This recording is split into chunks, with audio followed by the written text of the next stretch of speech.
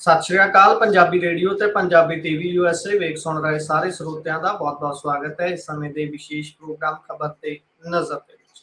ਖਬਰ ਤੇ ਨਜ਼ਰ ਪ੍ਰੋਗਰਾਮ ਦੇ ਵਿੱਚ ਦੇਸ਼ ਵਿਦੇਸ਼ ਦੇ ਨਾਲ ਜੁੜੀਆਂ ਹੋਈਆਂ ਅਹਿਮ ਖਬਰਾਂ ਤੇ ਪਾਈਦਾ ਚਾਨਣਾ ਤੇ ਇਹਨਾਂ ਖਬਰਾਂ ਦਾ ਵਿਸ਼ਲੇਸ਼ਣ ਕਰਨ ਦੇ ਲਈ ਸਾਡੇ ਨਾਲ ਸਾਥ ਹੁੰਦਾ ਹੈ ਸੀਨੀਅਰ ਪੱਤਰਕਾਰ ਮਿੰਟੂ ਗੁਰਸਰੀਆ ਜੀ ਦਾ। ਕਰਦੇ ਹਾਂ ਉਹਨਾਂ ਦਾ ਪ੍ਰੋਗਰਾਮ ਦੇ ਵਿੱਚ ਸਭ ਤੋਂ ਪਹਿਲਾਂ ਨਿੱਘਾ ਸਵਾਗਤ। ਬਹੁਤ-ਬਹੁਤ ਸਵਾਗਤ ਹੈ।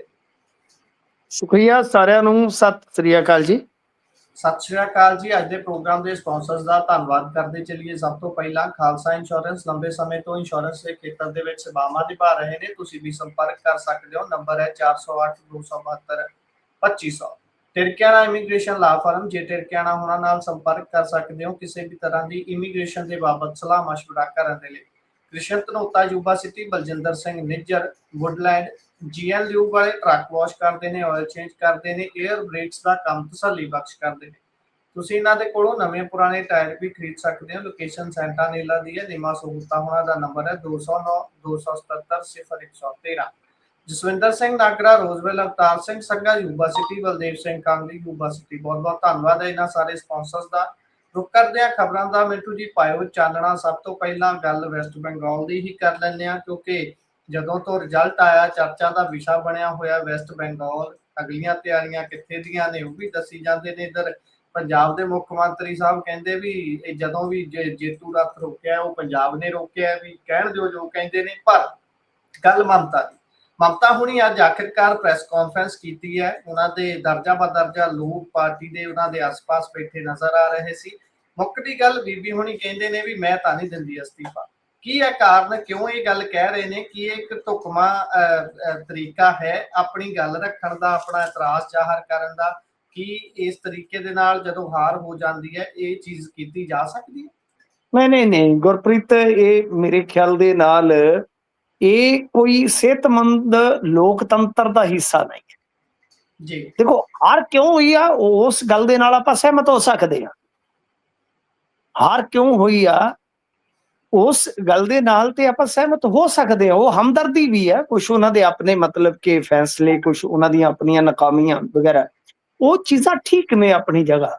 ਪਰ ਜਦੋਂ ਰਿਜ਼ਲਟ ਆ ਗਿਆ ਤਾਂ ਫਿਰ ਆਪਣੇ ਆਪ ਦੇ ਵਿੱਚ ਬੜੀ ਅਲੋਕਾਰੀ ਜੀ ਗੱਲ ਹੋ ਜਾਂਦੀ ਹੈ ਕਿ ਬੀਬੀ ਮਮਤਾ ਜੀ ਕਹਿੰਦੇ ਨੇ ਕਿ ਮੈਂ ਅਸਤੀਫਾ ਨਹੀਂ ਦੇਣਾ, ਕਿਉਂਕਿ ਮੇਰੀਆਂ 100 ਸੀਟਾਂ ਜਿਹੜੀਆਂ ਉਹ ਲੁੱਟ ਲਈਆਂ ਗਈਆਂ ਜੀ। ਉਹ ਕਹਿੰਦੇ ਕਿ ਇਹ ਮੈਂਡੇਟ ਨਹੀਂ ਹੈ, ਯਾਨੀ ਇਹ ਇੱਕ ਸਾਜ਼ਿਸ਼ ਹੈ, ਸਾਜ਼ਿਸ਼ ਦੇ ਕਰਕੇ ਸਾਨੂੰ ਹਾਰਾਇਆ ਗਿਆ ਹੈ। ਤੇ ਨਾਲ ਇਸ ਗੱਲ ਦੇ ਨਾਲ ਤੁਹਾਨੂੰ ਮੈਂ ਇੱਕ ਹੋਰ ਚੀਜ਼ ਦੱਸ ਦੇਵਾਂ ਕਿ ਉੱਥੇ ਵਾਇਲੈਂਸ ਸ਼ੁਰੂ ਹੋ ਗਈ ਹੈ ਬੰਗਾਲ ਦੇ ਵਿੱਚ। ਇਹ ਠੀਕ ਵੈਸਾ ਹੀ ਸੀਨ ਤੁਹਾਨੂੰ ਨਜ਼ਰ ਆਏਗਾ ਜਿਵੇਂ ਅਮਰੀਕਾ ਦੇ ਵਿੱਚ ਡੋਨਲਡ ਟਰੰਪ ਨੇ ਪਹਿਲੀ ਪਾਰੀ ਖੇਡਣ ਤੋਂ ਬਾਅਦ, ਤੁਹਾਨੂੰ ਯਾਦ ਆ, ਇੱਕ ਕੌਤਕ ਕੀਤਾ ਸੀਗਾ, ਉਹਦੇ ਸਮਰਥਕਾਂ ਨੇ ਜੋ ਕੀਤਾ ਸੀਗਾ। ਲਗਭਗ ਵੈਸੀ ਸਥਿਤੀ ਉਤਪੰਨ ਹੋਣ ਜਾ ਰਹੀ ਹੈ। ਤਾਂ ਖੈਰ ਅੱਜ ਪੀਸੀ ਕੀਤੀ ਆ ਤੇ ਨਾਲ ਉਹਨਾਂ ਨੇ ਐਲਾਨ ਕੀਤਾ ਕਿ ਮੈਂ ਅਸਤੀਫਾ ਦੇਣ ਰਾਜ ਭਵਨ ਨਹੀਂ ਜਾਵਾਂਗੀ। ਉਹ ਅੱਗੇ ਕਹਿੰਦੇ ਨੇ ਕਿ ਚੋਣ ਕਮਿਸ਼ਨ ਅਸਲੀ ਖਲਨਾਇਕ ਹੈ, ਉਹਨੇ ਭਾਜਪਾ ਦੇ ਨਾਲ ਮਿਲ ਕੇ 100 ਸੀਟਾਂ ਸਾਡੀਆਂ ਲੁੱਟ ਲਈਆਂ।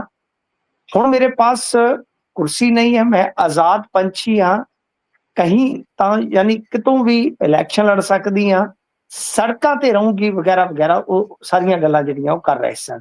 ਇੱਧਰ ਮੈਂ ਜਿਵੇਂ ਤੁਹਾਨੂੰ ਦੱਸਿਆ ਕਿ ਕੋਲਕਾਤਾ ਦਾ ਜਿਹੜਾ ਨਿਊ ਟਾਊਨ ਇਲਾਕਾ ਹੈ ਉਹਦੇ ਵਿੱਚ ਇੱਕ ਭਾਜਪਾ ਦੇ ਕਾਰਕੁਨ ਨੂੰ ਅੱਜ ਮਾਰ ਦਿੱਤਾ ਗਿਆ। ਤਾਂ ਯਾਨੀ ਵਾਇਲੈਂਸ ਜਿਹੜੀ ਕਿ ਗੁਜਰਾਤ ਇਲੈਕਸ਼ਨ ਦੇ ਵਿੱਚ ਆਪਾਂ ਪਹਿਲਾਂ ਵੀ ਦੇਖੀ ਹੈ, ਉਹਦਾ ਇੱਕ ਇਤਿਹਾਸ ਵੀ ਦੇਖਿਆ, ਪਰ ਇਹ ਹੁਣ ਇਲੈਕਸ਼ਨਾਂ ਤੋਂ ਬਾਅਦ ਵੀ ਜਿਹੜੀ ਹੈ ਉਹ ਨਜ਼ਰ ਆ ਰਹੀ ਹੈ।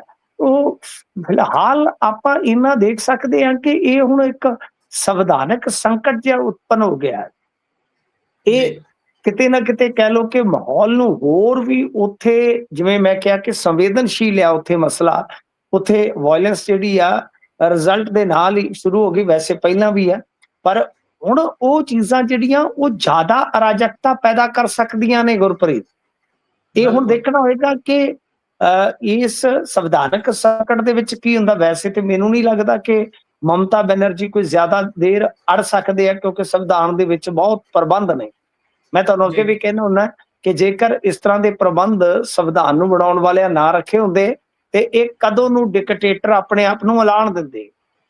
ਤਾਂ ਫਿਲਹਾਲ ਆਪਾਂ ਕਹਿ ਲਈਏ ਕਿ SIR ਦਾ ਜ਼ਿਕਰ ਹੋ ਰਿਹਾ ਹੈ, ਬਹੁਤ ਸਾਰੀਆਂ ਹੋਰ ਗੱਲਾਂ ਦਾ ਜ਼ਿਕਰ ਹੋ ਰਿਹਾ ਹੈ, ਪਰ ਇਸ ਵੇਲੇ ਸਭ ਤੋਂ ਵੱਡਾ ਜ਼ਿਕਰ ਤੇ ਜਿਹੜਾ ਹੈ ਉਹ ਇਹੋ ਹੋ ਰਿਹਾ ਕਿ ਮਮਤਾ ਬੈਨਰਜੀ ਨੇ ਕਿਹਾ ਕਿ ਮੈਂ ਰਾਜ ਭਵਨ ਦੇ ਵਿੱਚ ਜਾ ਕੇ ਅਸਤੀਫਾ ਨਹੀਂ ਦੇਵਾਂਗੀ। ਤਾਂ ਬਹੁਤ ਹੀ ਵੱਡੀ ਖਬਰ ਹੈ, ਅੱਜ ਦੀ ਬਹੁਤ ਹੀ ਵੱਡੀ ਖਬਰ ਹੈ ਕਿ ਮਮਤਾ ਬੈਨਰਜੀ ਅੜ ਗਏ ਨੇ। ਉਹ ਕਹਿੰਦੇ ਕਿ ਮੈਂ ਅਸਤੀਫਾ ਜਿਹੜਾ ਹੈ ਉਹ ਨਹੀਂ ਦੇਵਾਂਗੀ। ਜੀ ਜੀ। ਇਸ ਤੋਂ ਅੱਗੇ ਜੇਕਰ ਆਪਾਂ ਵਧੀਏ ਤਾਂ ਉਧਰ ਚੱਡਾ ਹੁਣੀ ਵੀ ਸਿੱਧੇ ਹੋਏ ਨੇ, ਕਹਿੰਦੇ ਵੀ ਭਾਈ ਤੁਹਾਡੇ ਕੋਲ ਜੇ ਇੱਕ ਰਾਜ ਦੇ ਵਿੱਚ ਸਰਕਾਰ ਹੈ, ਤੁਹਾਡੇ ਕੋਲ ਪੁਲਿਸ ਹੈ, ਤਾਂ ਸਰਕਾਰ ਸਾਡੀ ਵੀ ਬੜੇ ਰਾਜਾਂ ਦੇ ਵਿੱਚ ਹੈ। ਅੱਜ ਅੱਗੜ ਪਿਛੜੀ ਕੰਮ ਸੀਗਾ, ਪਹਿਲਾਂ ਚੱਡਾ ਹੁਣੀ ਪਹੁੰਚ ਗਏ ਆਪਣੇ ਸਾਥੀਆਂ ਦੇ ਨਾਲ ਰਾਸ਼ਟਰਪਤੀ ਦੇ ਕੋਲ, ਤੇ ਉਦੋਂ ਬਾਅਦ ਆਪਣੇ ਵਾਲੇ ਬੱਸ ਭਰ ਕੇ ਕਹਿੰਦੇ ਨਾਲ ਲੈ ਕੇ ਗਏ ਨੇ MLAs ਦੀ, ਤੇ ਇੱਕ ਤਰੀਕੇ ਦਾ ਜ਼ੋਰ ਦਿਖਾਏ ਨੇ ਆਪਣੇ ਉੱਥੇ ਪੂਰੇ। ਕਹਿੰਦੇ ਪੰਜਾਬ ਕੋਈ ਟਰੱਕ ਥੋੜੀ ਹੈ ਜਿਹੜਾ ਮਰਜ਼ੀ ਚਲਾਉਣ ਲੱਗ ਜੂ। ਨਹੀਂ ਦੇਖੋ, ਹਾਂ ਬੱਸਾਂ ਤੇ ਇਦਾਂ ਗਈਆਂ ਨੇ ਜਿਵੇਂ ਸਕੂਲੀ ਜਵਾਕਾਂ ਨੂੰ ਟ੍ਰਿਪ ਤੇ ਲਿਜਾਇਆ ਜਾਂਦਾ ਹੈ, ਉੱਥੇ ਆਪਾਂ ਵੇਖਿਆ ਹੀ ਆ। ਤੇ ਇਹ ਬੱਸਾਂ ਬੜੀਆਂ ਮਤਲਬ ਕਿ ਇਹ ਉਦੋਂ ਨਿਕਲਦੀਆਂ ਹੁੰਦੀਆਂ ਜਦੋਂ ਪਾਰਟੀਆਂ ਦਾ ਜਲੂਸ ਨਿਕਲ ਚੁੱਕਾ ਹੁੰਦਾ। ਮੇਰੀ ਗੱਲ ਯਾਦ ਰੱਖਿਓ ਤੁਸੀਂ, ਤੁਹਾਨੂੰ ਯਾਦ ਆ ਕਾਂਗਰਸੀਆਂ ਦੀ ਵੀ ਬੱਸ ਉਸੇ ਦੌਰ 'ਚ ਨਿਕਲੀ ਸੀ ਜਦੋਂ ਬੱਸ ਹੋ ਗਈ ਸੀ। ਇਹ ਥੋੜਾ ਦਿਨ ਹੀ ਹੋਏ ਨੇ ਜਦੋਂ ਆ ਰਾਜ ਸਭਾ ਦੀਆਂ ਚੋਣਾਂ ਹੋਈਆਂ ਨੇ, ਆ ਇੱਥੇ ਹਰਿਆਣੇ 'ਚ ਵੀ ਤਾਂ ਲਈ ਫਿਰਦੇ ਸੀ ਟੈਂਪੂ ਟਰੈਵਲਰਾਂ 'ਚ ਆਪਣੇ ਵਿਧਾਇਕ, ਉਹ ਫਿਰ ਵੀ ਪਾ ਗਏ ਵੋਟ ਦੂਜੇ ਪਾਸੇ। ਮੈਂ ਉਹੀ ਕਹਿ ਰਿਹਾ ਨਾ, ਜਦੋਂ ਬੱਸ ਹੋ ਜਾਂਦੀ ਉਦੋਂ ਸਮਝੋ ਬੱਸਾਂ 'ਚ ਮਿਲਦੇ ਆ ਲੀਡਰ। ਫਿਲਹਾਲ ਇਹਨਾਂ ਨੇ ਬੱਸਾਂ ਲੱਦੀਆਂ ਤੇ ਸਾਰਿਆਂ ਨੂੰ ਉੱਥੇ। ਅੱਛਾ, ਮੈਂ ਆਖਿਆ ਗਿਣੋ ਤਾਂ ਸਹੀ ਪੂਰੇ ਆ, ਕੋਈ ਇੱਧਰ ਉੱਧਰ ਤੇ ਨਹੀਂ ਵੜ ਗਿਆ, ਕਿਉਂਕਿ ਰਵਨੀਤ ਬਿੱਟੂ ਕਹੀ ਜਾਂਦੇ ਸੀ, ਉਹ ਕਹਿੰਦੇ ਯਾਰ ਗਾਂ ਲੰਘ ਜਾਓ, ਮੇਰਾ ਦਫ਼ਤਰ ਇੱਥੇ ਨਾਲ ਹੀ ਹੈ, ਕਿੱਥੇ ਤੁਸੀਂ ਸੜਕ ਤੇ ਖਲੋਤੇ ਧੁੱਪੇ, ਇੱਧਰ ਆ ਜਾਓ ਵੀਰ ਬਣ ਕੇ, ਨਿੰਬੂ ਪਾਣੀ ਪਿਆਉਣਾ ਮੈਂ ਤੁਹਾਨੂੰ, ਸ਼ਰਦਾਈ ਪਿਆਉਣਾ, ਆ ਜਾਓ ਇੱਧਰ ਨੂੰ ਆ ਜਾਓ। ਮੈਂ ਆਖਿਆ ਕੋਈ ਵੜ ਨਾ ਗਿਆ ਹੋਵੇ ਉਧਰ ਧੁੱਪ ਦਾ ਮਾਰਿਆ, ਕਿਉਂਕਿ ਭਗਵੰਤ ਮਾਨ ਤੇ ਚਲੇ ਗਏ ਰਾਸ਼ਟਰਪਤੀ ਭਵਨ ਜੀ।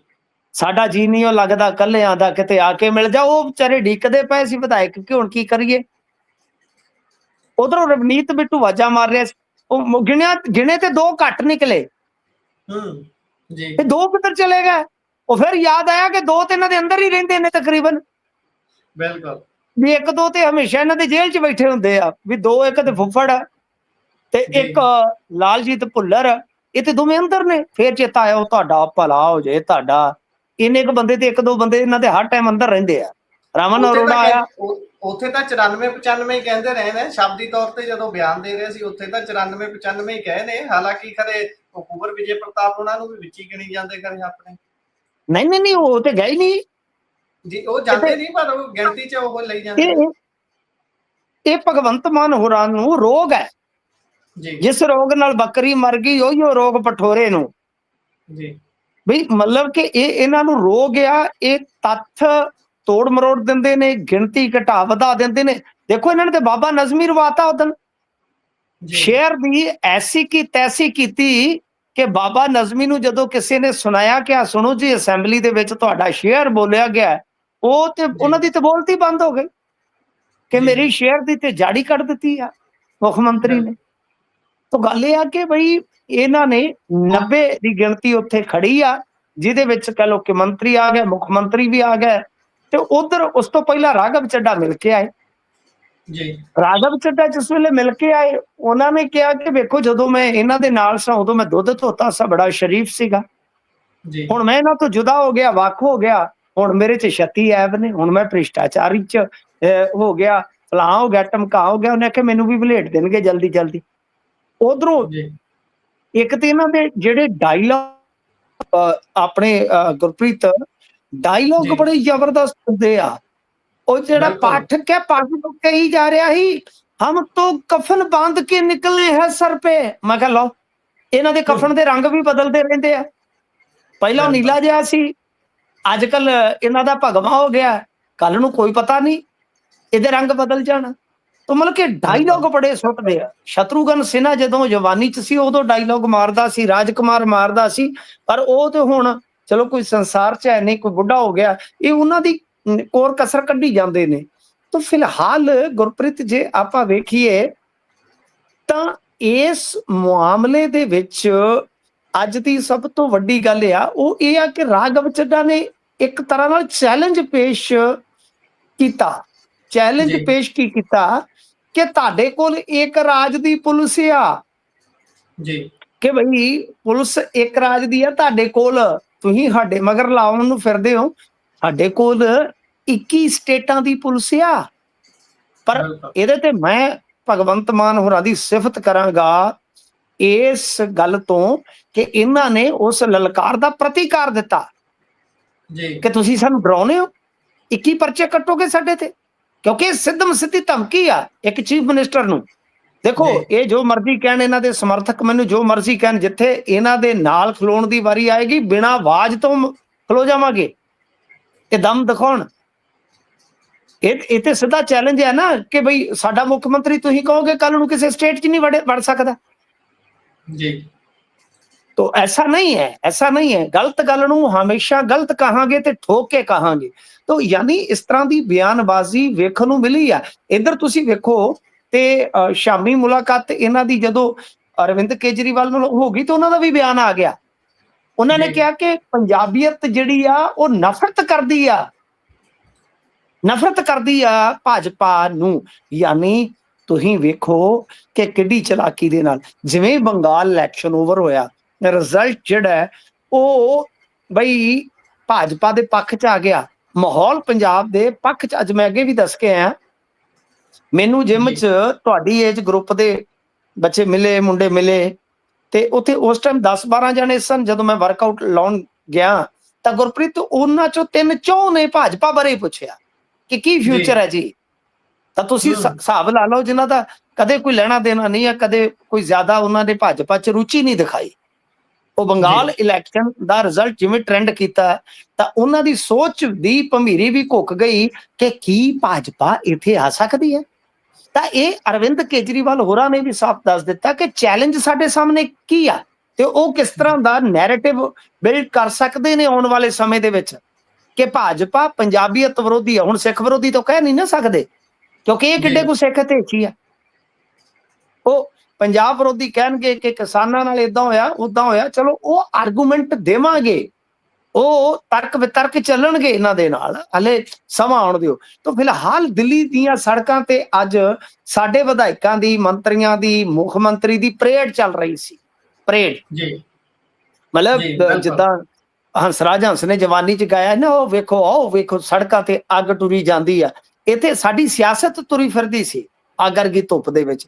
ਤਾਂ ਕਹਿੰਦਾ ਵਿਆ ਕਿ ਅਰਵਿੰਦ ਕੇਜਰੀਵਾਲ ਹੋਰਾਂ ਨੇ ਇੱਕ ਨੁਮਾਇਸ਼ ਕੀਤੀ।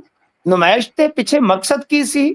ਮਕਸਦ ਜ਼ਰਾ ਸਮਝਣ ਦੀ ਜ਼ਰੂਰਤ ਹੈ ਕਿ ਸਾਡੇ ਕੋਲ 90 MLA ਹਾਲੇ ਵੀ ਹਨ। ਤਾਂ ਫਿਰ ਦੋ ਮੈਂਬਰ ਜਿਨ੍ਹਾਂ ਦੇ ਵਿਧਾਨ ਸਭਾ ਦੇ ਵਿੱਚ ਆ, ਉਸ ਭਾਜਪਾ ਦੇ ਬਈ 6, 7, 8 ਮੈਂਬਰ ਕਿਵੇਂ ਹੋ ਗਏ ਦੱਸੋ ਜ਼ਰਾ। ਤਾਂ ਯਾਨੀ ਅਰਵਿੰਦ ਕੇਜਰੀਵਾਲ ਨੇ ਭਾਜਪਾ ਨੂੰ ਘੇਰਨ ਵਾਸਤੇ ਮਨਸੂਬਾ ਬਣਾ ਲਿਆ, ਨੈਰੇਟਿਵ ਬਰਾਬਰ। ਕਿਉਂਕਿ ਮੈਂ ਕਦੇ ਵੀ ਇਹਨਾਂ ਨੂੰ, ਠੀਕ ਆ ਤਾਕਤ ਦੇ ਵਿੱਚ ਘੱਟ ਵੱਧ ਹੋ ਸਕਦੇ ਆ, ਚਲਾਕੀ ਚ, ਮਕਾਰੀ ਚ, ਬੇਹਯਾਈ ਚ, ਇਹਨਾਂ ਦੋਨਾਂ ਹੀ ਪਾਰਟੀਆਂ ਦੇ ਜਿਹੜੇ ਵੱਡੇ ਲੀਡਰ ਆ ਉਹਨਾਂ ਦਾ ਕੋਈ ਫਰਕ ਨਹੀਂ ਹੈਗਾ। ਚਾਹੇ ਕੇਜਰੀਵਾਲ, ਸਿਸੋਦੀਆ, ਨਰਿੰਦਰ ਮੋਦੀ, ਅਮਿਤ ਸ਼ਾਹ, ਇਹਨਾਂ ਦਾ ਕੋਈ ਫਰਕ ਨਹੀਂ ਹੈਗਾ ਜ਼ਿਆਦਾ। ਸੋ ਇਸ ਕਰਕੇ ਕਹਿ ਰਿਹਾ ਵਾਂ ਕਿ ਆਉਣ ਵਾਲੇ ਦਿਨਾਂ ਦੇ ਵਿੱਚ ਜੋ ਹੋਏਗਾ ਉਹਦੀ ਇੱਕ ਝਲਕ ਮਾਤਰ ਸਾਨੂੰ ਅੱਜ ਵੇਖਣ ਨੂੰ ਮਿਲੀ ਆ। ਤਾਂ ਬਹਰਹਾਲ ਇਹਨਾਂ ਨੇ ਇੱਕ ਪਰੇਡ ਕਰਵਾਈ, ਜਾ ਕੇ ਰਾਸ਼ਟਰਪਤੀ ਨੂੰ ਮੁੱਖ ਮੰਤਰੀ ਨੇ ਆਪਣਾ ਕੇਸ ਦੱਸਿਆ, ਸਮਝਾਇਆ, ਪਰ ਉਹ ਪਹਿਲਾਂ ਹੀ ਉਸ ਤੋਂ ਪ੍ਰਬੰਧ ਕਰ ਗਏ। ਉਹ 4 ਜਿਹੜੇ MLA ਸੀ ਉਹ ਚਲੇ ਗਏ। ਉਹਨਾਂ ਨੇ ਜਾ ਕੇ ਕਾਨੂੰਨਨ ਤੌਰ ਤੇ ਆਪਣੀ ਜਿਹੜੀ ਦਲ ਬਦਲੀ ਆ ਉਸ ਨੂੰ ਵਾਜਬੀਅਤ ਦਿਵਾਉਣ ਦਾ ਹਿੱਲਾ ਕਰ ਲਿਆ। ਤਾਂ ਤੁਸੀਂ ਵੇਖੋ ਕਿ ਰਾਸ਼ਟਰਪਤੀ ਨੇ ਪਹਿਲਾਂ ਮੁੱਖ ਮੰਤਰੀ ਨੂੰ ਟਾਈਮ ਨਹੀਂ ਦਿੱਤਾ, ਦਲ ਬਦਲੀ ਕਰਨ ਵਾਲੇ ਮੈਂਬਰ ਪਾਰਲੀਮੈਂਟਾਂ ਨੂੰ ਸੁਣਿਆ ਪਹਿਲਾਂ। ਤਾਂ ਇਹ ਫਰਕ ਸਾਫ਼ ਨਜ਼ਰ ਆਉਂਦਾ। ਤਾਂ ਖੈਰ ਇਹ ਸਾਫ਼ ਹੈ ਗੁਰਪ੍ਰੀਤ, ਇਹ ਸਪਸ਼ਟ ਹੈ ਕਿ ਨਾ ਹੁਣ ਇੱਥੇ ਅਕਾਲੀ ਤੇ ਨਾ ਹੁਣ ਕਾਂਗਰਸੀ ਫਿਲਹਾਲ ਦੇ ਸੀਨ 'ਚ, ਇੱਥੇ ਸਿੱਧਮ ਸਿੱਧਾ ਇੱਕ ਤਰ੍ਹਾਂ ਨਾਲ ਕਹਿ ਲਓ ਕਿ ਪਿਛਲੇ 5-10 ਦਿਨ ਤੋਂ ਭਾਜਪਾ ਵਰਸਜ ਝਾੜੂ ਹੋਇਆ ਫਿਰਦਾ ਜੀ। ਜੀ ਬਿਲਕੁਲ, ਭਾਜਪਾ ਵਰਸਸ ਝਾੜੂ ਬੇਸ਼ੱਕ ਹੋਇਆ ਫਿਰਦਾ। ਮਿੱਠੂ ਜੀ MLA ਕਹਿ ਗਏ ਸੀ, MP ਕਹਿਣਾ, MP 4 ਗਏ ਸੀਗੇ ਉਧਰ ਰਾਸ਼ਟਰਪਤੀ ਦੇ ਕੋਲ। ਸੋ ਇਹੀ ਚੱਲ ਰਿਹਾ ਜੀ। ਇਹਦੇ ਵਿੱਚ ਪੰਜਾਬ ਦਾ ਪਤਾ ਨਹੀਂ ਕੀ ਭਲਾ ਹੈ, ਜਿਹੜਾ ਕੁਝ ਕਰੀ ਜਾਂਦੇ ਨੇ, ਉੱਥੇ ਇਕੱਠੇ ਹੋ ਕੇ ਚਲੇ ਗਏ ਨੇ। ਕੋਈ ਪੰਜਾਬ ਦੀ ਗੱਲ ਹੋਵੇ ਤਾਂ ਕਦੀ ਇਹਨਾਂ ਨੂੰ ਦਿੱਲੀ ਨਹੀਂ ਦੀਦੀ ਵੀ ਉੱਥੇ ਜਾ ਕੇ ਭਾਈ ਅਸੀਂ ਧਰਨਾ ਮਾਰ ਲਈਏ ਇੱਕ ਦਿਨ ਦੇ ਲਈ ਵੀ ਸਾਡਾ ਆਰਡੀਐਫ ਫੰਡ ਰੁਕਿਆ ਹੋਇਆ, ਸਾਡੇ ਪੰਜਾਬ ਦੇ ਲਈ ਹੋਰ ਬਹੁਤ ਸਾਰੀਆਂ ਦਿੱਕਤਾਂ ਨੇ, ਉਹਨਾਂ ਦੀ ਗੱਲ ਕਦੋਂ ਕਰਨਗੇ? ਪਰ ਆਪਣੀ ਪਾਰਟੀ ਦੇ ਲਈ ਜ਼ਰੂਰ ਚਲੇ ਜਾਣਗੇ। ਜਿੱਦਾਂ ਮੁੱਖ ਮੰਤਰੀ ਸਾਹਿਬ ਉੱਥੇ ਬੋਲਦੇ ਹੋਏ ਕਪੂਰਥਲਾ ਹਾਊਸ 'ਚ ਕਹਿ ਰਹੇ ਸੀ ਵੀ ਅੱਜ ਅਸੀਂ ਆਪਣੇ ਘਰ ਆਏ ਹਾਂ, ਦਿੱਲੀ ਘਰ ਹੈ ਨਾ ਇਹਨਾਂ ਦਾ, ਪਾਰਟੀ ਦੀ ਸ਼ੁਰੂਆਤ ਉੱਥੋਂ ਹੋਈ ਸੀ, ਇਹਨਾਂ ਨੇ ਅੱਜ ਉੱਥੇ ਲੰਗਰ ਪਾਣੀ ਛਕਿਆ, ਬੈਠੇ ਹੋਏ ਸੀ ਇਕੱਠੇ। ਜਦੋਂ ਬਾਹਰ ਧਾਲੀਵਾਲ ਸਾਹਿਬ ਆਏ, ਉਹਨਾਂ ਨੂੰ ਪ੍ਰੈਸ ਵਾਲੇ ਪੁੱਛ ਰਹੇ ਸੀ ਜੀ ਕੀ ਹੋਇਆ ਅੰਦਰ, ਕਹਿੰਦੇ ਕੁਛ ਨਹੀਂ, ਰੋਟੀ ਖਾਧੀ ਹੈ। ਕੁਛ ਨਹੀਂ ਯਾਰ, ਰੋਟੀ ਖਾਧੀ ਉਹ ਤੇ ਐਂ ਕਰਕੇ ਨਿਕਲ ਜਾਂਦੇ ਆ। ਮੈਂ ਇੱਕ ਘਰ ਬਣਾਉਂਗਾ ਤੇਰੇ ਘਰ ਕੇ ਸਾਹਮਣੇ, ਇਹ ਤੇ ਘਰ ਏਦਾਂ ਹੀ ਬਣਾਉਂਦੇ ਆ ਭਾਈ। ਅੱਛਾ ਗੁਰਪ੍ਰੀਤ, ਇੱਕ ਵੱਡੀ ਖਬਰ ਆ ਰਹੀ ਹੈ, ਬ੍ਰੇਕਿੰਗ ਖਬਰ ਆ ਰਹੀ ਹੈ ਇਸ ਵੇਲੇ, ਮੈਂ ਉਹ ਜ਼ਰੂਰ ਤੁਹਾਡੇ ਨਾਲ ਸ਼ੇਅਰ ਕਰ ਦੇਵਾਂ ਕਿ ਜਲੰਧਰ ਦੇ BSF ਹੈਡਕੁਆਟਰ ਦੇ ਕੋਲ ਬਲਾਸਟ ਹੋਣ ਦੀ ਖਬਰ ਹੈ। ਬਲਾਸਟ ਕਥਿਤ ਤੌਰ ਤੇ ਹਾਂਜੀ ਇੱਕ ਸਕੂਟੀ 'ਚ ਹੋਣ ਦੀ ਸੂਚਨਾ ਹੈ ਤੇ ਦੱਸਦੇ ਆ ਕਿ 1 ਕਿਲੋਮੀਟਰ ਤੱਕ ਇਹਦੀ ਆਵਾਜ਼ ਸੁਣਾਈ ਦਿੱਤੀ ਆ। ਬਹੁਤ ਵੱਡੀ ਖਬਰ ਹੈ ਗੁਰਪ੍ਰੀਤ, ਬਹੁਤ ਵੱਡੀ ਖਬਰ ਹੈ। ਇਸ ਦੇ ਨਾਲ ਇੱਕ ਹੋਰ ਜੇ ਖਬਰ ਆਪਾਂ ਐਡ ਕਰਦੇ ਚੱਲੀਏ ਤਾਂ ਇੰਡੀਗੋ ਦੀ ਫਲਾਈਟ ਦੇ ਵਿੱਚ ਵੀ ਅੱਜ ਇੱਕ ਜ਼ਬਰਦਸਤ ਹੜਕੰਪ ਮਚ ਗਿਆ। ਇਹ ਜਿਹੜਾ 에ਅਰਪੋਰਟ ਹੈ, ਮੋਹਾਲੀ ਵਾਲਾ 에ਅਰਪੋਰਟ ਹੈ, ਜਿਸ ਨੂੰ ਚੰਡੀਗੜ੍ਹ 에ਅਰਪੋਰਟ ਕਹਿ ਦਿੱਤਾ ਜਾਂਦਾ ਹੈ, ਉੱਥੇ ਇਹ ਹੜਕੰਪ ਮਚਿਆ, ਉੱਥੇ ਤਰਥੱਲੀ ਮਚੀ ਆ। ਦੱਸਦੇ ਕਿ ਉਹਦੇ 'ਚ ਵੀ 5 ਪੈਸੇਂਜਰ ਜ਼ਖਮੀ ਹੋ ਗਏ ਆ, ਕਿਉਂਕਿ ਇੱਕ ਪਾਵਰ ਬੈਂਕ ਸ਼ਾਇਦ ਜਿਹੜਾ ਸੀਗਾ ਬੈਗ ਦੇ ਵਿੱਚ ਉਹ ਫਟ ਗਿਆ ਤੇ 198 ਯਾਤਰੀਆਂ ਨੂੰ ਐਮਰਜੈਂਸੀ ਡੋਰ ਥਾਣੀ ਉੱਥੋਂ ਕੱਢਿਆ ਗਿਆ।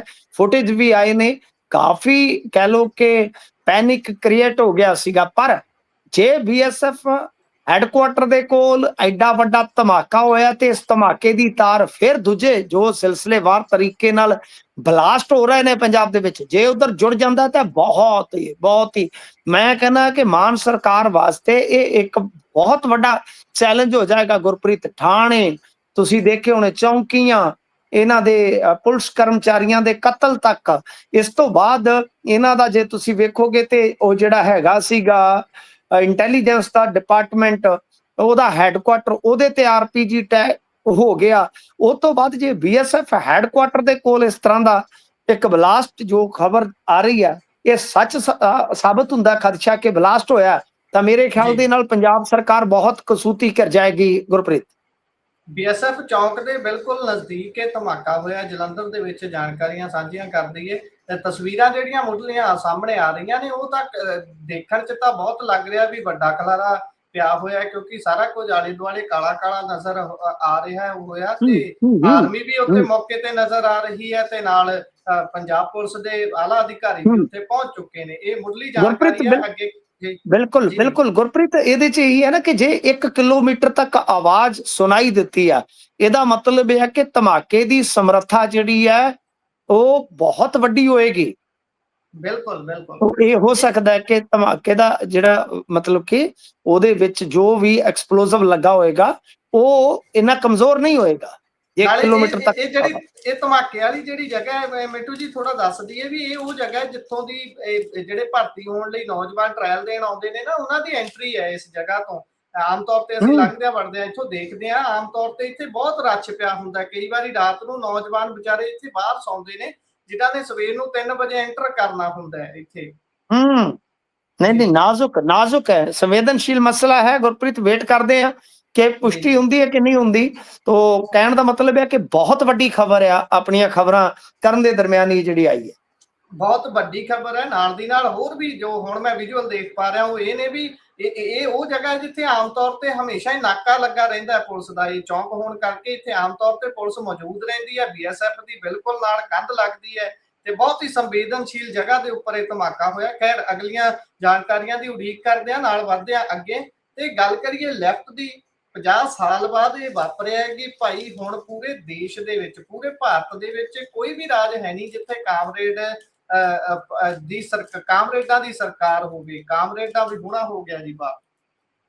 ਹਾਂ ਬਿਲਕੁਲ, ਕਾਮਰੇਡਾਂ ਦਾ ਜਿਹੜਾ ਰੈਡੀਕਲ ਹਥਿਆਰ ਸੰਘਰਸ਼ ਸੀਗਾ ਉਹ ਪਹਿਲਾਂ ਹੀ ਖਤਮ ਹੋ ਚੁੱਕਾ ਹੈ ਗੁਰਪ੍ਰੀਤ, ਇੰਡੀਆ ਦੇ ਵਿੱਚੋਂ ਲਗਭਗ ਥੋੜਾ ਬਚਿਆ ਖੁਚਿਆ ਹੋਏਗਾ, ਬਾਕੀ ਜ਼ਿਆਦਾਤਰ ਮੇਰੇ ਖਿਆਲ ਦੇ ਨਾਲ ਖਤਮ ਹੋ ਚੁੱਕਾ ਹੈ।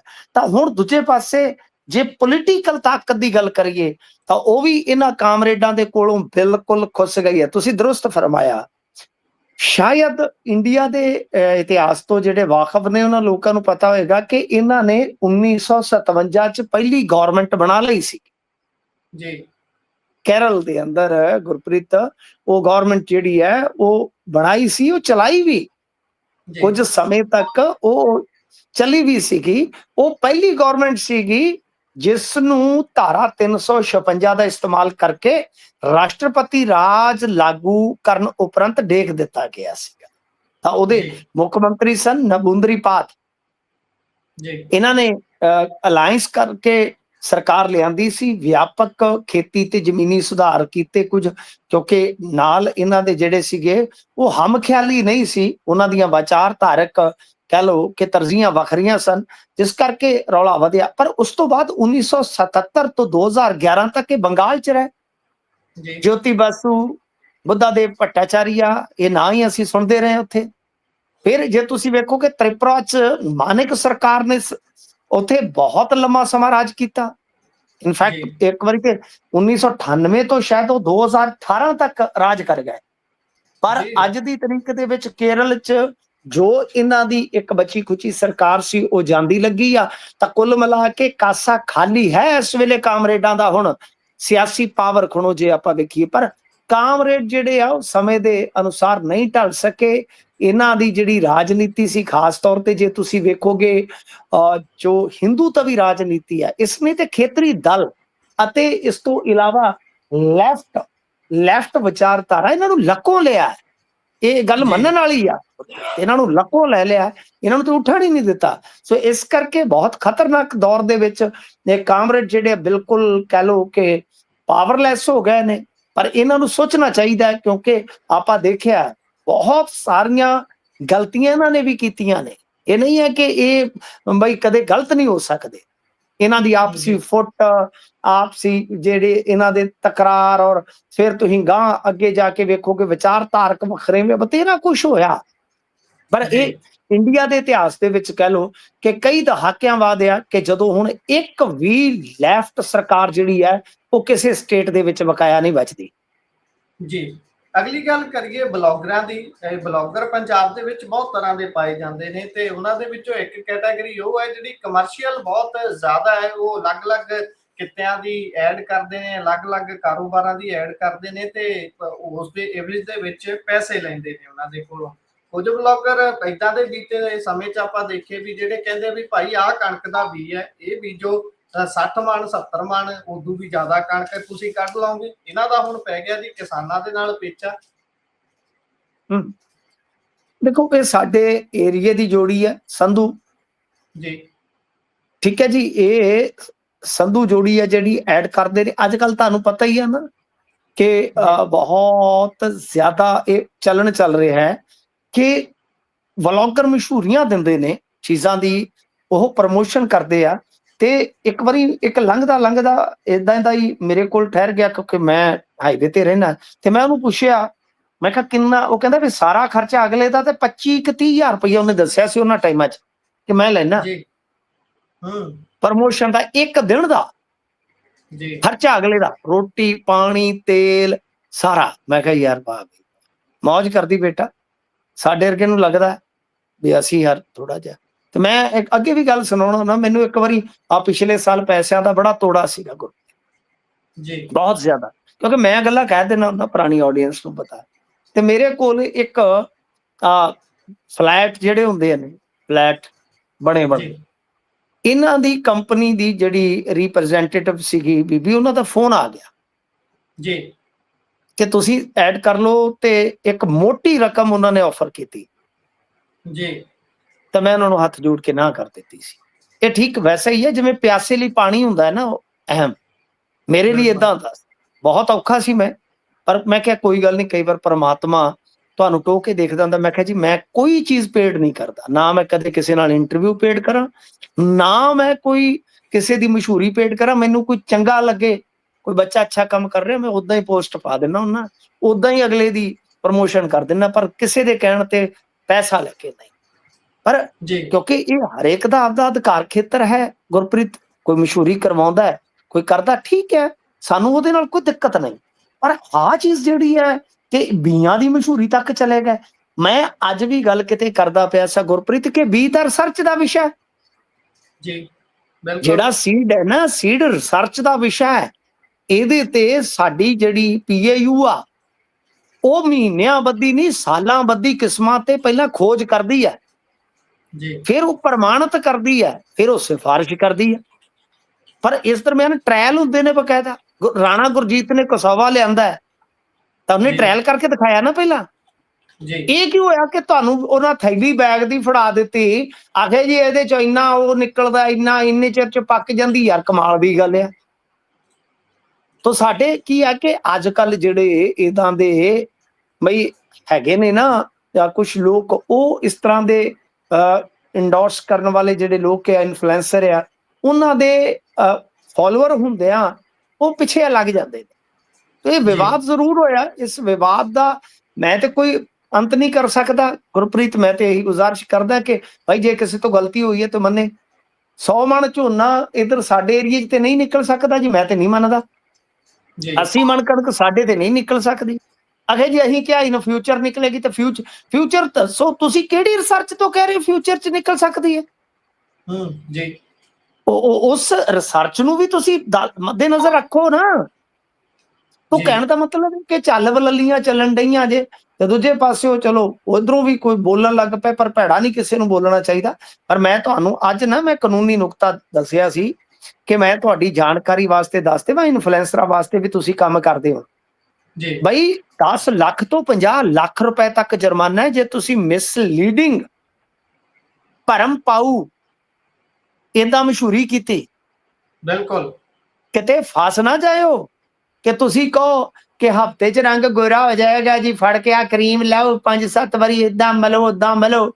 ਕਈ ਤੇ ਐਕਟਿੰਗ ਬੜੀ ਕਰਦੇ ਆ, ਉਹ ਭੱਜ ਕੇ ਜਾਂਦੇ ਦੁਕਾਨਾਂ 'ਚ ਵੜਦੇ ਆ ਤੇ ਕਦੇ ਫਰਨੀਚਰ ਤੇ ਬਹਿ ਕੇ ਗੱਦੇ ਤੇ ਉਹ ਕਦੇ ਕਹਿੰਦੇ ਆ ਕਿ ਵੀ ਆਹ ਲੈ ਲਓ ਜੀ, ਬੱਲੇ ਬੱਲੇ ਹੋ ਜਾਏਗੀ, ਉਹ ਲੈ ਲਓ। ਤਾਂ ਮਤਲਬ ਕਿ ਐਕਟਰ ਬਹੁਤ ਤਗੜੇ ਨੇ। ਬਿਲਕੁਲ ਤੇ ਮੈਂ ਅੱਜ ਕਿਹਾ ਸੀ, ਮੈਂ ਕਿਹਾ ਤੁਹਾਡੀ ਕਿਸੇ ਦੀ ਮੰਜੀ ਠੁੱਕ ਗਈ ਨਾ, ਜਿੰਨੀਆਂ ਤੁਸੀਂ 25-25 ਹਜ਼ਾਰ ਦੀਆਂ ਪ੍ਰਮੋਸ਼ਨਾਂ ਨਾਲ ਆ ਗੱਡੀਆਂ ਲਈਆਂ, ਇਹਨਾਂ ਦੀਆਂ ਕਿਸ਼ਤਾਂ ਟੁੱਟ ਜਾਣੀਆਂ ਮੁੜ ਕੇ। ਬਿਲਕੁਲ ਇਹ ਭਾਰਾ ਪੈ ਸਕਦਾ ਕੰਮ। ਹਾਂਜੀ, ਇਹ ਲੋਕਾਂ ਨੂੰ ਤਾਂ ਪਤਾ ਨਹੀਂ ਹੈ। ਸੋ ਇਸ ਕਰਕੇ ਤੁਸੀਂ ਭਰਮ ਕੋਈ ਵੀ ਮਸ਼ਹੂਰੀ ਕਰਨੀ ਹੈ ਕਰੋ ਉਹਦਾ। ਅੱਛਾ, ਡਿਸਕਲੇਮਰ ਨਹੀਂ ਦਿੰਦੇ ਇਹ, ਮੇਨ ਗੱਲ ਇਹ ਤੁਹਾਨੂੰ ਡਿਸਕਲੇਮਰ ਦੇਣਾ ਚਾਹੀਦਾ ਕਿ ਅਸੀਂ ਸਿਰਫ ਬਈ ਇਸ ਮਸ਼ਹੂਰੀ ਰਾਹੀਂ ਤੁਹਾਨੂੰ ਜਾਣਕਾਰੀ ਦੇ ਰਹੇ ਹਾਂ, ਤੁਸੀਂ ਆਪਦਾ ਟੁਣਕਾ ਕੇ ਦੇਖੋ। ਬਿਲਕੁਲ advertising standard council of India ਦੀ ਇਹ ਗਾਈਡਲਾਈਨ ਹੈ ਵੀ ਭਾਈ ਤੁਸੀਂ ਜੇ ਐਡ ਕਰ ਰਹੇ ਹੋ ਤਾਂ ਉਹਦੇ ਤੇ ਲਿਖਣਾ ਹੈ ਬਕਾਇਦਾ ਐਡ ਹੈ। ਜੇ ਸਪਾਂਸਰਡ ਹੈ ਤਾਂ ਸਪਾਂਸਰਡ ਲਿਖਣਾ ਹੈ, ਜੇ ਪੇਡ ਪਾਰਟਨਰਸ਼ਿਪ ਕਰ ਰਹੇ ਹੋ ਤਾਂ ਉਹ ਲਿਖਣਾ ਹੈ। ਸਾਰੀਆਂ ਚੀਜ਼ਾਂ ਲਿਖਣੀਆਂ ਨੇ। ਜੇ ਨਹੀਂ ਲਿਖਦੇ ਤਾਂ ਤੁਸੀਂ ਸ਼ੱਕ ਦੇ ਤੇ ਕਾਰਵਾਈ ਦੇ ਘੇਰੇ ਚ ਆਉਂਦੇ ਹੋ, ਕਿਉਂਕਿ ਇਨਫੋਰਮੇਸ਼ਨ ਟੈਕਨੋਲੋਜੀ ਰੂਲ 2021 ਦੇ ਅੰਤਰਗਤ ਤੇ ਬਿਲਕੁਲ ਗੈਰ ਕਾਨੂੰਨੀ ਹੋ ਜਾਂਦਾ ਹੈ ਕੰਮ। ਫਿਰ ਤੁਸੀਂ ਮਿਸਲੀਡਿੰਗ ਤੇ ਅਨਲੌਫੁਲ ਕੰਮ ਕਰ ਰਹੇ ਹੋਗੇ। ਬਿਲਕੁਲ ਬਿਲਕੁਲ, ਬੜੀ ਖੂਬਸੂਰਤ ਜਾਣਕਾਰੀ ਤੁਸੀਂ ਦਿੱਤੀ ਆ। ਬਈ ਗੱਲ ਇਹ ਆ ਗੁਰਪ੍ਰੀਤ ਕਿ ਤੁਸੀਂ ਘੱਟੋ ਘੱਟ ਅਗਲੇ ਨਾਲ ਕਰਾਰ ਕਰੋ, ਪਹਿਲਾਂ ਕੰਟਰੈਕਟ ਕਰੋ। ਬਿਲਕੁਲ ਕੰਟਰੈਕਟ ਕਰਕੇ ਉਹਦੇ ਤੋਂ ਸਾਰਾ ਕੁਝ ਵਿੱਚ ਲਿਖਾਓ ਕਿ ਤੇਰੀ ਬਈ ਜ਼ਿੰਮੇਵਾਰੀ ਆ ਕਿ ਤੂੰ ਸਾਰੇ ਸਟੈਂਡਰਡ ਪਾਰ ਕੀਤੇ ਨੇ, ਤੂੰ ਸਾਰੀਆਂ ਫਾਰਮੈਲਿਟੀਆਂ ਚੋਂ ਗੁਜ਼ਰੇ ਆ, ਸਭ ਕੁਝ ਤੇਰੇ ਕੋਲ ਆ। ਆਪੇ ਅਗਲੇ ਨੂੰ ਵੀ ਹੋਵੇ ਵੀ ਮੈਂ ਗਲਤ ਨਹੀਂ ਕਹਿ ਸਕਦਾ। ਸੋ ਇਸ ਕਰਕੇ ਇਹ ਜਿਹੜਾ ਵਿਵਾਦ ਹੈ ਕਾਫੀ ਚੱਲ ਰਿਹਾ ਤੇ ਉਧਰੋਂ ਵੀ ਦੋਸ਼ ਲੱਗੇ ਨੇ ਤੇ ਉਧਰੋਂ ਵੀ ਦੋਸ਼ ਲੱਗੇ ਆ। ਪਰ ਮੇਰੇ ਖਿਆਲ ਦੇ ਨਾਲ ਇਹ ਚੱਲਣ ਜਿਹੜਾ ਹੈ ਗੁਰਪ੍ਰੀਤ, ਇਹ ਰੁਕਣਾ ਚਾਹੀਦਾ ਕੁਛ ਹੱਦ ਤੱਕ। ਰੁਕਣ ਦਾ ਮਤਲਬ ਕਿ ਤੁਸੀਂ ਐ ਨਹੀਂ ਚੱਕ ਕੇ ਮੈਂ ਕਹਿ ਦੇਵਾਂ ਕਿ ਆਹ ਲਓ, ਆਹ ਹੈਗਾ ਪੇੜਾ, ਆਗਰੇ ਦਾ ਪੇੜਾ ਹੈ, ਤੇ ਤੁਸੀਂ ਕਹੋ ਕਿ ਆਹ ਚੱਕੋ ਵੀ ਆਗਰੇ ਦਾ ਪੇੜਾ ਖਾਓਗੇ ਤੇ ਬੱਲੇ ਬੱਲੇ ਬੱਲੇ ਵੀ ਜਿਹੜੇ ਤੁਹਾਡੇ ਬਜ਼ੁਰਗ ਮਰ ਗਏ ਨੇ ਉਹਨਾਂ ਦਾ ਵੀ ਮੂੰਹ ਮਿੱਠਾ ਹੋ ਜਾਣਾ ਸੁਰਗ ਦੇ ਵਿੱਚ। ਤੁਸੀਂ ਇਹ ਤੇ ਵੇਖ ਲਓ ਵੀ ਅੰਦਰ ਭਾਵੇਂ ਮੈਂ ਜ਼ਹਿਰ ਭਰਿਆ ਉਹਦੇ ਚ। ਬਿਲਕੁਲ ਤਾਂ ਇੰਨੀ ਕੁ ਜ਼ਿੰਮੇਵਾਰੀ ਤੇ ਤੁਹਾਨੂੰ ਜਿਹੜੀ ਆ ਉਹ ਚੁੱਕਣੀ ਚਾਹੀਦੀ ਆ। ਜੀ ਤੇ ਅੱਗੇ ਵਧੀਆ। ਉਧਰ ਆਪ ਦੇ ਸੋਸ਼ਲ ਮੀਡੀਆ ਇੰਚਾਰਜ ਤੇ ਵੀ ਕੇਸ ਹੋ ਗਿਆ ਕਹਿੰਦੇ। ਕੇਸ ਵੀ ਇਹਨਾਂ ਤੇ ਗੰਦੇ ਪਿੱਲੇ ਜਿਹੇ ਹੋਣ ਡਏ ਨੇ ਅੱਜ ਕੱਲ, ਤੁਹਾਨੂੰ ਪਤਾ ਹੀ ਆ ਕਿ ਬਈ ਕਦੇ ਇੱਕ ਇੱਧਰ ਸੀਗਾ, ਉਹ ਵੀ ਇਹੋ ਜਿਹਾ ਇੰਚਾਰਜ ਸੀਗਾ ਮਾਝੇ ਚ, ਉਹ NRI ਦੀ ਔਰਤ ਨੂੰ ਬੜਾ ਤੰਗ ਕਰੀ ਬੈਠਾ ਸੀ। ਉਹਨੂੰ ਪੁਲਿਸ ਨੇ ਫੜ ਕੇ ਉਹਨਾਂ ਆਖਿਆ ਸ਼ਰਮ ਕਰ ਯਾਰ, ਕੋਈ ਕਿਹੜੇ ਇੰਚਾਰਜ ਜੇ ਤੁਸੀਂ, ਕਿਹੋ ਜਿਹੇ ਕੰਮਾਂ ਦੀ ਇੰਚਾਰਜੀ ਕਰਨ ਡਏ ਜੇ। ਤੇ ਇਧਰ ਹੁਣ ਬਠਿੰਡੇ ਦਾ ਇੱਕ ਇਹਨਾਂ ਦਾ ਸੋਸ਼ਲ ਮੀਡੀਆ ਦਾ ਇੰਚਾਰਜ ਆ, ਉਹ ਫਸ ਗਿਆ ਕਿ ਬੀਬੀ ਨੇ ਆਖਿਆ ਮੈਸੇਜ ਬੜੇ, ਇੱਕ ਤੇ ਪਤਾ ਨਹੀਂ ਕੀ ਖਾਂਦੇ ਜੇ। ਮੈਂ ਤੇ ਅੱਗੇ ਕਿਹਾ ਵੀ ਉਹ ਜਿਹੜਾ ਮੇਅਰ ਦਾ ਪਤੀ ਆ ਉਹ ਵੀ ਕਹੀ ਜਾਂਦਾ ਮੈਨੂੰ ਫੋਟੋ ਭੇਜ ਦੇ, ਫਿਗਰ ਸਾਈਜ਼ ਭੇਜ ਦੇ। ਹੱਦ ਹੋ ਗਈ ਆ, ਬੀਬੀ ਜੀ। ਤੇਰੀ ਮੇਅਰ ਆ, ਕਿਹੜੇ ਕੁੱਤੇ ਕੰਮਾਂ ਨੂੰ ਪਿਆ। ਮੈਂ ਤਾਂ ਕਿਹਾ ਵੀ ਸਾਰੀਆਂ ਜਿਹੜੀਆਂ ਹੈਗੀਆਂ ਨੇ ਵਿਧਾਇਕ ਬੀਬੀਆਂ, ਇਹਨੂੰ ਘਰੋਂ ਹੀ ਕੋਈ ਮਾੜੀ ਮੋਟੀ ਸੇਕ ਲਵਾ ਦਿਓ, ਕੋਈ ਗਾਂ ਤੋਂ ਅਕਲ ਆ ਜਾਏ। ਉਹ ਤੇ ਚਲੋ ਕੀ ਹੋਣਾ ਸੀ, ਉਤੋਂ ਆ ਗਿਆ ਮਾਮਲਾ, ਇਹਦੇ ਚ ਵੀ ਪਰਚਾ ਦਰਜ ਹੋ ਗਿਆ। ਉਹ ਕਹਿੰਦਾ ਜੀ ਨਹੀਂ ਮੈਂ ਤੇ ਬੀਬੀ ਨਾਲ ਇਨ ਟੱਚ ਇਸ ਕਰਕੇ ਸਾਂ, ਉਹ ਸਾਨੂੰ ਕਰਪਸ਼ਨ ਦੀ ਜਾਣਕਾਰੀ ਦਿੰਦੀ ਸੀ। ਜ਼ੀਰੋ ਟੋਲਰੈਂਸ ਵਾਲਾ ਜੋ ਹੋਇਆ ਨਾ, ਕਰਪਸ਼ਨ ਤੇ ਜ਼ੀਰੋ ਟੋਲਰੈਂਸ ਵਾਲਾ। ਆਖੇ ਮੈਂ ਵੀਡੀਓ ਭੇਜੀ ਸੀ ਕੋਈ, ਉਹ ਕਹਿੰਦੀ ਇਹ ਪੁਰਾਣੀ ਹੈ, ਮੈਂ ਉਹ ਡਿਲੀਟ ਕਰਤੀ। ਉਹ ਕਹਿੰਦੀ ਵੀਡੀਓ ਨੇ ਗੰਦੀ ਭੇਜੀ ਆ। ਦੇਖੋ ਹੁਣ ਚਲੋ ਇਹ ਆਪਦੀਆਂ ਸਫਾਈਆਂ ਦੇਈ ਜਾਂਦਾ, ਪਰ ਬੜੇ ਬੜੇ ਅਜੀਬੋ ਗਰੀਬ ਜੇ ਮਾਮਲੇ ਆ ਰਹੇ ਆ, ਤਾਂ ਇਹਨਾਂ ਨੂੰ ਰੋਕਣਾ ਚਾਹੀਦਾ ਮਾਨ ਸਾਹਿਬ ਨੂੰ, ਕਿ ਮਾਨ ਸਾਹਿਬ ਇਹਨਾਂ ਨੂੰ ਮਾੜਾ ਜਿਹਾ ਰੋਕੋ। ਤੁਸੀਂ ਕਿਹਾ ਸੀ ਕਾਮ ਬੋਲਤਾ ਹੈ ਸਾਡਾ, ਉਹ ਕਾਮ ਨੂੰ ਗਲਤ ਸਮਝ ਗਏ ਤੁਸੀਂ। ਕਾਮ ਦੂਜਾ ਕਿਹਾ ਸੀ ਵੀ ਕੰਮ ਬੋਲਦਾ ਸਾਡਾ, ਇਹਨਾਂ ਦਾ ਦੂਜੇ ਪਾਸੇ ਕਾਮ ਚੜ ਗਿਆ। ਜੀ, ਬੁਰੇ ਹਾਲਾਤ ਨੇ। ਇਸੇ ਦੇ ਨਾਲ ਪ੍ਰੋਗਰਾਮ ਦਾ ਸਮਾਂ ਇੱਥੇ ਸਮਾਪਤ ਹੁੰਦਾ ਹੈ। ਤੁਸੀਂ ਜਿਹੜੇ ਜਾਣਕਾਰੀਆਂ ਸਾਂਝੀਆਂ ਕੀਤੀਆਂ, ਬਹੁਤ ਬਹੁਤ ਧੰਨਵਾਦ। ਧੰਨਵਾਦ ਜੀ।